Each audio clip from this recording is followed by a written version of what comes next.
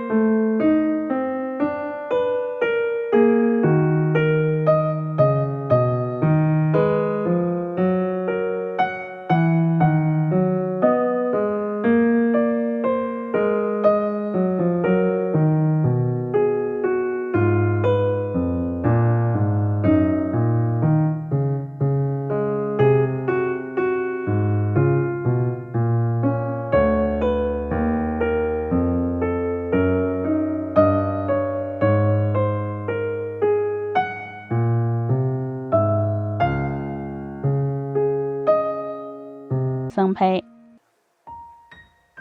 杂质定型以后换下面，全程用中火炸制，勤换面，防止上色过重，一直炸到表面金黄就可以控油捞出来了。这样做的油麻头表皮金黄金黄的，里面暄软，层次也非常多，吃起来有淡淡的甜味儿。里面加入了土豆，就是凉了也不硬哦。喜欢的朋友可以收藏起来试一下。